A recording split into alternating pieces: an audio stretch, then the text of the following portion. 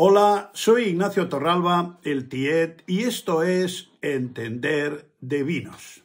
El whisky de Malta se elabora normalmente a base de cebada, básicamente porque era el grano más fácilmente disponible durante el desarrollo de la industria moderna del whisky en Escocia. El malteado se realiza al principio del proceso de producción. La cebada se remoja con agua y luego se voltea sobre el suelo, como veis aquí en esta foto. Después se seca en un horno que para bruscamente la germinación de los granos, liberando el almidón. Con frecuencia se hace con fuego de turba debajo de la cebada, lo que es fundamental para el futuro sabor del whisky.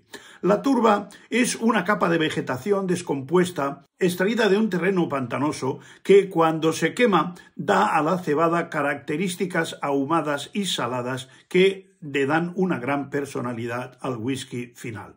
Después la cebada malteada se pone en una maceradora con agua caliente, lo que convierte los almidones en azúcares fermentables, produciendo un líquido dulce conocido como mosto, al que se añaden levaduras para iniciar la fermentación que produce un líquido parecido al de la cerveza de unos 8 grados de alcohol.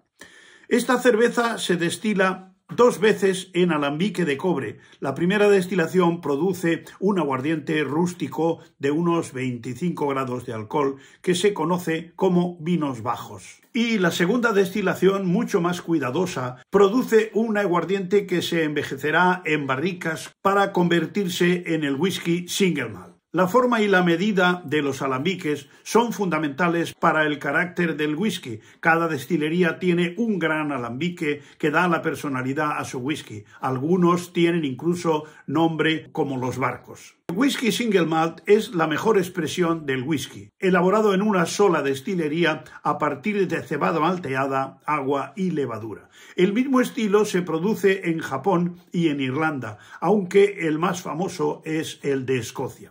De hecho, el whisky escocés es incluso coleccionable y es uno de los destilados más venerados del mundo, comparable a la fama de algunos vinos. La tradición tiene un papel importante, como las ideas de terruño para diferenciar el single malt. Una fuente de agua pura suele ser exclusiva de una destilería y es un motivo de orgullo. Procede de fuentes o ríos locales.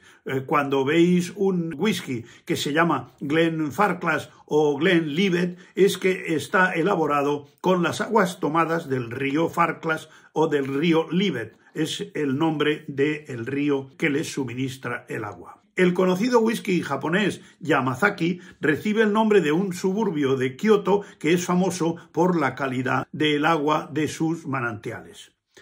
Los whisky escoceses de Malta envejecen en barricas de roble durante mucho tiempo, la mayoría entre 8 y 20 años y a veces hasta 50 y 80. La maduración del roble suaviza las aristas del destilado al mismo tiempo que le van transmitiendo sus aromas y sabores y se van fusionando con los aromas y sabores del propio whisky.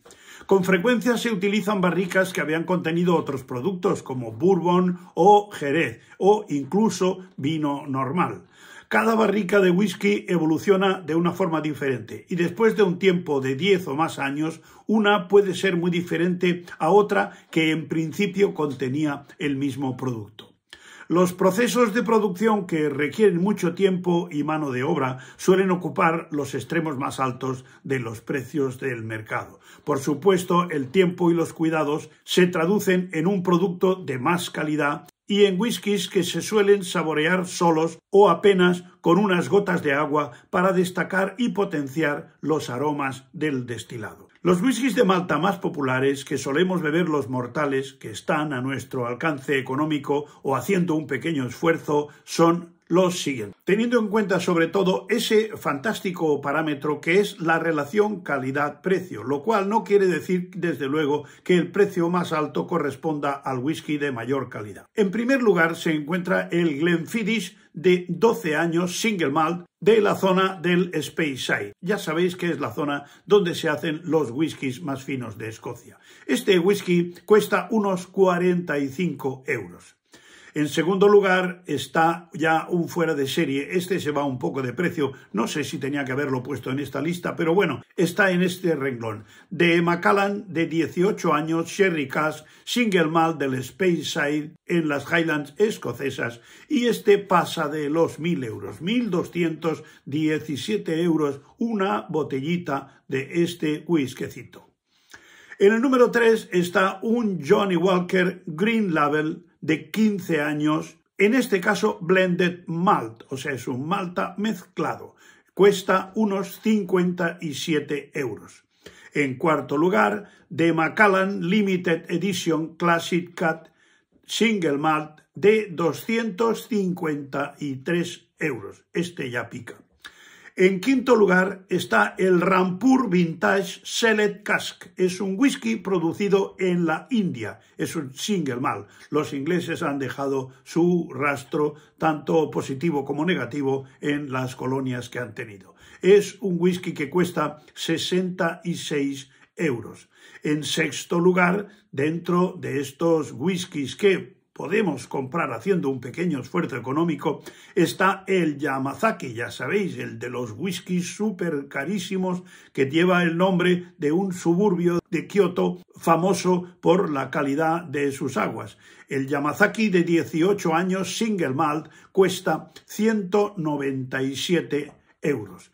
En séptimo lugar hay otro Yamazaki, en este caso de 12 años, Old Single Malt, de 65 euros la botella.